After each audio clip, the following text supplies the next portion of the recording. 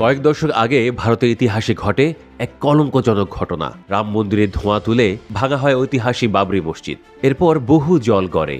বাবরির ধ্বংসস্তূপের ওপর রাম মন্দির বানিয়েছে নরেন্দ্র মোদীর অতি ডানপন্থী সরকার। তবে বাবরির রেশ এখনো যায়নি। পশ্চিমবঙ্গের এক বিধায়ক ফের বাবরি মসজিদ গড়ার ডাক দিয়েছেন। তাই বাবরি ঘিরে ফের আলোচনা তুঙ্গে।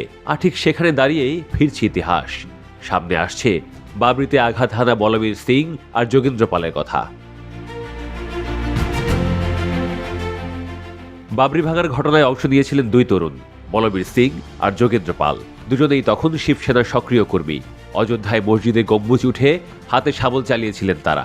তবে সেদিনের সেই ঘটনাই তাদের জীবন নাটকীয়ভাবে বদলে দেয়। ঘটনার পর পানিপথে ফিরে বড় ধরনের সংবর্ধনা পান তারা। স্থানীয়দের কাছে নায়ক বনে যান বলবীর ও যোগেন্দ্র।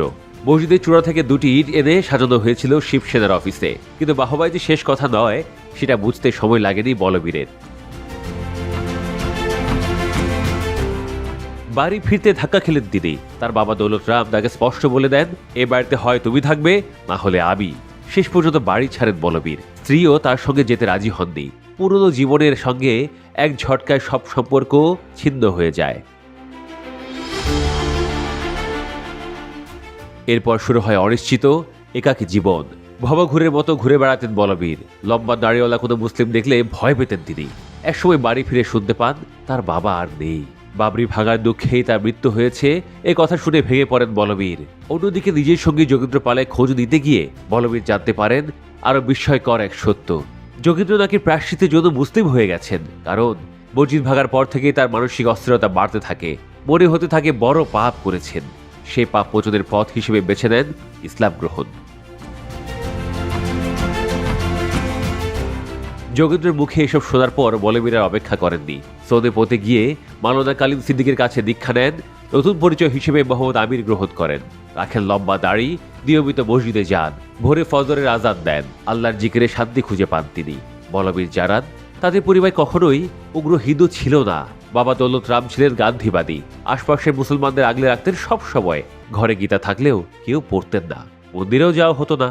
তারপরও পানিপথে উচ্চশিক্ষা দিতে গিয়ে আরএসএসের কিছু কর্মীর সম্মানসূচক আচরণ তাকে আকৃষ্ট করেছিল। তখন থেকে জড়িয়ে পড়ে সংগঠনের সঙ্গে।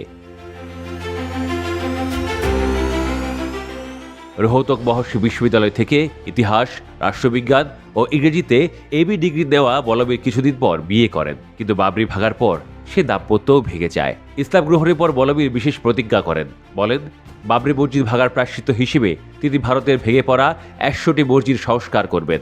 তার দাবি, 1993 থেকে 2017 সাল পর্যন্ত উত্তর ভারতের বিভিন্ন স্থানে, বিশেষ করে মেওয়াট এলাকায় অনেক জীর্ণ মসজিদ খুঁজে সেগুলো সংস্কার করেছেন তিনি। স্থানীয় মুসলিমদের সহায়তায় উত্তরপ্রদেশে মেন্ডুর মসজিদও মেরামত করতে সক্ষম হন বলবীর সিং থেকে মোহাম্মদ আমির।